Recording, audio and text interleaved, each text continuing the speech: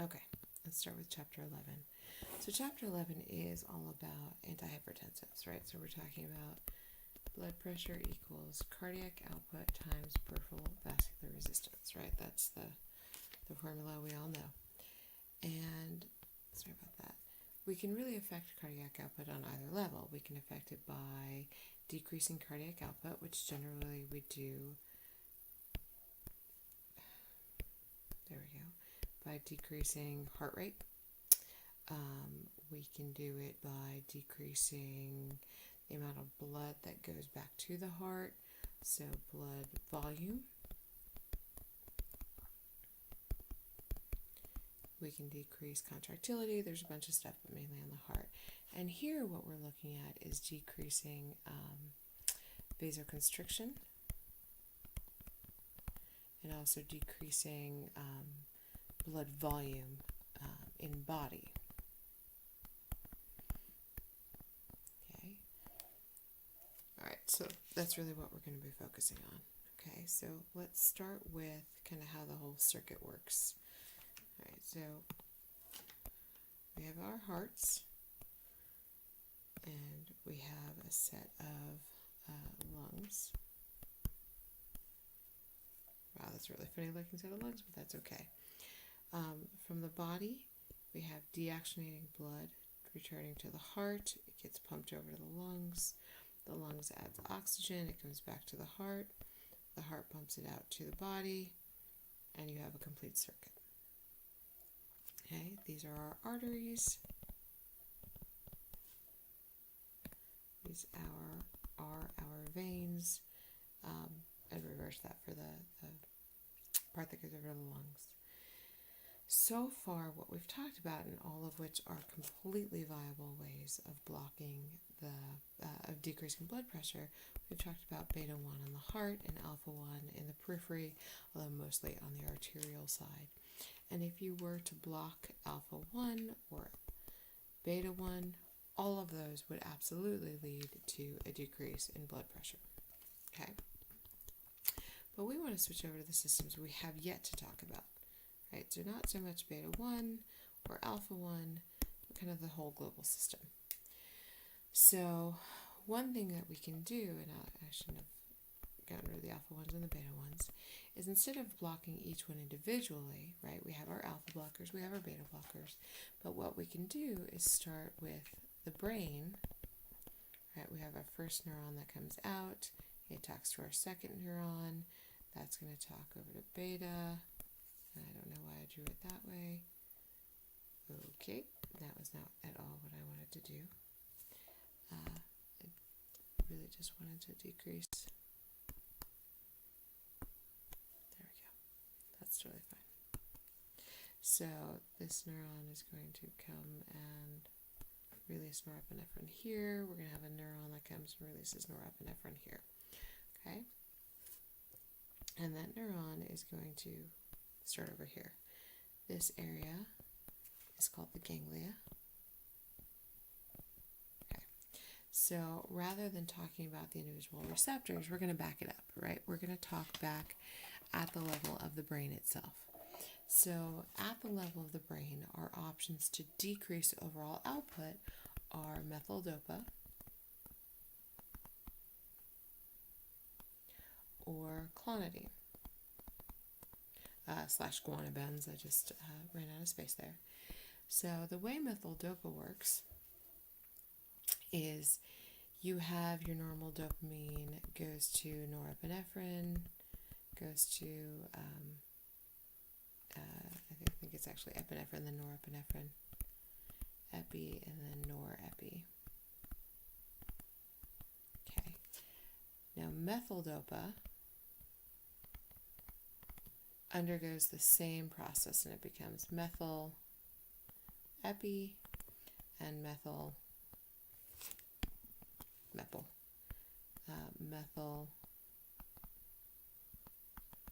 norepinephrine. And in doing so, all of these guys get decreased, right? Because the enzymes that would be being used to make epinephrine and norepinephrine are now being used to make these methylated versions. Now, the difficult part about these methylated versions is that, yes, they decrease all of these guys, right? That's the whole goal. You have less neurotransmitters. If you have less neurotransmitters, it activates the periphery less, it activates the whole system less. But these guys are actually agonists on the alpha 1, the alpha 2, the beta 1, and the beta 2 receptors. So you get a decrease in the endogenous neurotransmitters that you're going for, but what you have left can still bind. It doesn't activate as well. It's more like a partial agonist versus the full, but you got to realize you're still activating the system. Clonidine is an alpha 2 agonist, and in being an alpha 2 agonist, the effect that you get is your negative feedback loop. You have a decrease in norepinephrine release, and you have a decrease in acetylcholine release. Okay, so that's how those two drugs work. Now,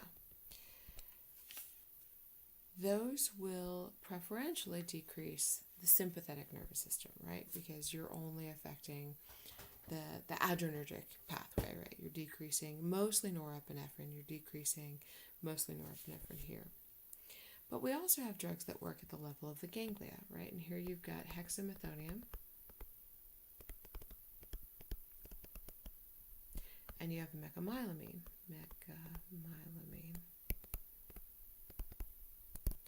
And these drugs work by inhibiting really the nicotinic neuronal receptor.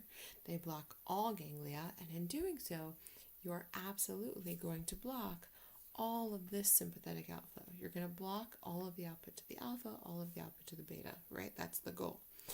You're going to block all cardiac output, all peripheral vascular resistance. But because there's really no difference in the nicotinic neuronal receptors in your sympathetic nervous system versus your parasympathetic nervous system, you have no selectivity.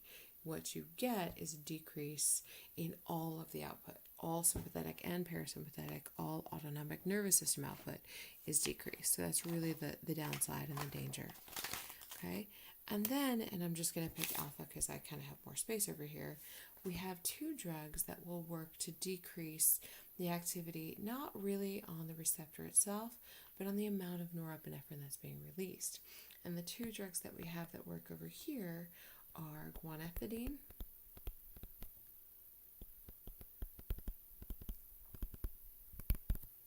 and reserpine. Okay? So reserpine mechanism of action is actually very straightforward and simple. What you have in your neuron is your little vesicle, and you have the VMAT transporter. Wow, I need a smaller pen. Sorry about that. Let me go for a real small one. You have VMAT. And normally speaking, dopamine or norepinephrine get put into the vesicle through VMAT. And when you have reserpine, it blocks VMAT, which means no neurotransmitters, no release. In contrast, guanethidine, right, remember you also have, sorry, I'm going to redraw that neuron a little bit smaller. You also have a receptor. You have NET over here. And here's your effector tissue. Here's your alpha 1 receptor. So guanethidine, and we'll make guanethidine blue. Actually, we'll make it, there we go. Travels through NET, travels through VMAT, and gets packaged into this vesicle. When this vesicle gets released, it gets released into the synapse. It will bind to the receptor and then does nothing. Right? So it is kind of similar really to the amphetamines, although it doesn't do the reversal. It's not nearly as profound of an effect, and really it doesn't allow for reversal of NET. It doesn't allow for any of that. It actually decreases all of our norepinephrine. But the main difference between guanethidine, which gets packaged into the vesicles, and over here, methyl norepinephrine, which gets packaged into the vesicles, is that methyl norepinephrine is an agonist on the receptors, whereas, and sorry if you're getting motion sick, guanethidine is inactive. It's an antagonist of the receptors. And here, with either reserpine or guanethidine, you will get a fairly selective decrease in norepinephrine release in all the synapses. You will not get alpha selectivity over beta selectivity, but you will get norepinephrine over acetylcholine, right? So all the drugs I just told you about are your sympathoplegic drugs. Okay, and then of course in that category you also have all of the alpha blockers and all of the beta blockers. Okay, so separate from that, we do have just straight up vasodilators. So if we just pick a random spot over here, we're going to zoom in and look at your blood vessels, and I'll kind of just take the junction between the arteries and the veins. You have a set of drugs that work as vasodilators.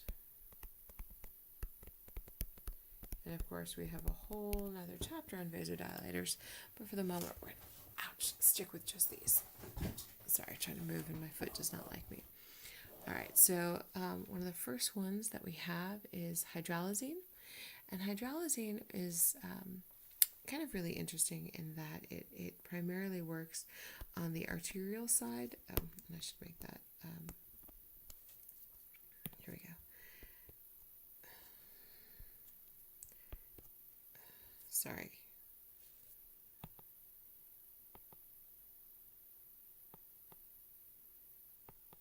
There we go.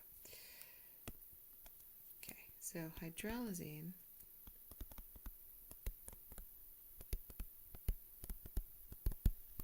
is going to work by blocking calcium movement across the membrane and really block arterial contraction. Arterial contraction is really where PVR is monitored. So by blocking arterial contraction, you're going to have a pretty found decrease in PVR, and you're going to have a rapid compensatory increase in cardiac output. Minoxidil is a little bit different mechanism of action. Minoxidil also works on really all of the venous system. So here you have minoxidil. The reason I change colors is it works in both the arteries and the veins. And in this case, you aren't decreasing calcium movement. You're actually increasing potassium efflux, which means that I can't spell more than anything. Leads to hyperpolarization and a decrease contraction. Because if the cells don't have potassium, the inside is more negative and you can't have a contraction overall. You also have, and let's see if I have a little bit of space to draw what happens when you have, if you look inside the muscle cell, and nitric oxide will contribute to that. It will increase cyclic GMP. Cyclic GMP will facilitate the removal of the phosphate group.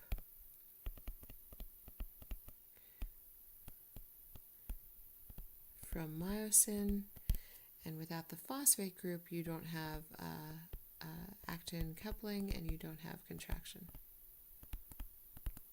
So nitric oxide donors increase cyclic GMP, move myosin over to the low state, and facilitate relaxation.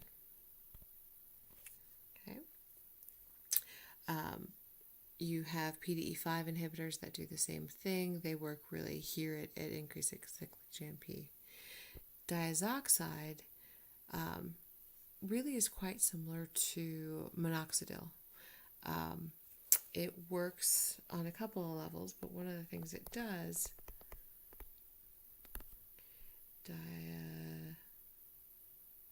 sorry, I can't spell. There we go. Diazoxide also leads to an increase in potassium efflux. It opens the potassium channels. Potassium fluxes down its concentration gradient. It leaves the cells. You get hyperpolarization. And then there's a couple other things that happen with diazoxide as well. We will have a whole chapter that really, and I think it's chapter 12, I think it's the next one, that works on calcium channel blockers, but they are also vasodilators, and we'll talk about them a little bit separately as well. And then I want to move us over to a new page to talk about the renin-angiotensin-aldosterone system, because this sometimes can get confusing. So what you have in this system is you have angiotensinogen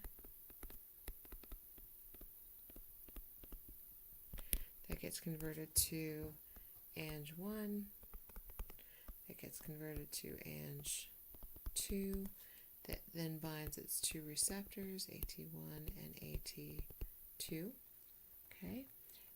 Here you have vasoconstriction, and here you have an increase in aldosterone,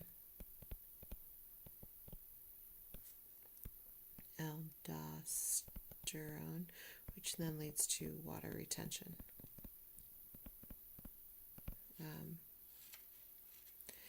Vasoconstriction is going to increase blood pressure, as is water retention as well.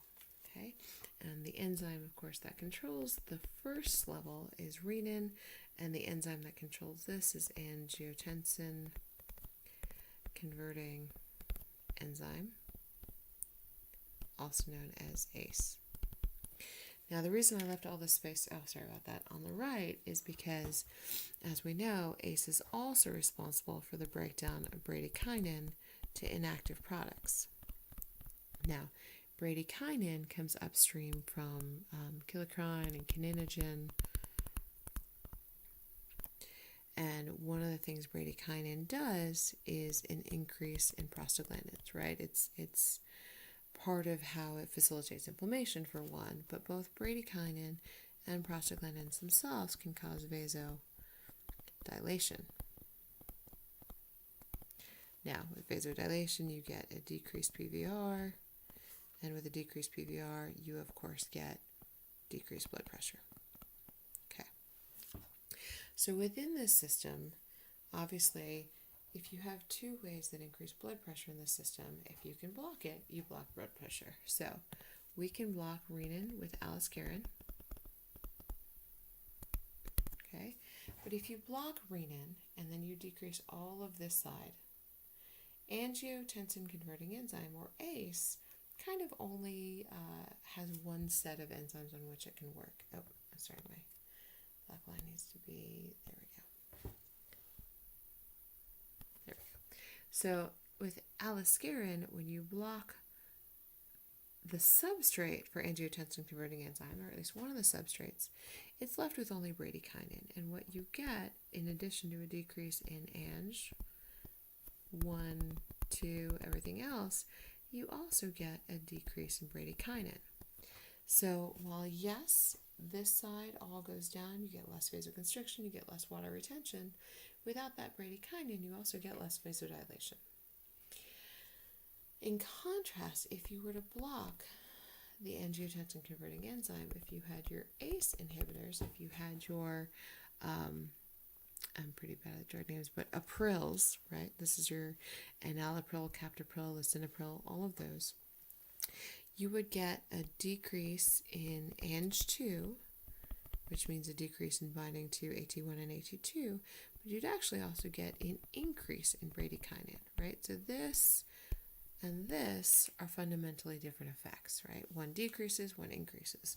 With an increase in bradykinin, it's actually a benefit in that you get more vasodilation, right? Because you get more of this whole pathway. But downside is you also get more inflammation, okay? You also then have your angiotensin receptor blockers, where you're blocking AT1 and AT2 more directly. And these are your Artan drugs, so losartan, valsartan, olmesartan. You get a decrease in vasoconstriction. You get a decrease in aldosterone release. You get no change in bradykinin. Okay. A lot more selective, and they actually tend to be AT1 more than anything, so you actually get more a decrease in vasoconstriction, but they're not as effective, right? The more downstream you go, the better it is. Okay, so that was chapter 11.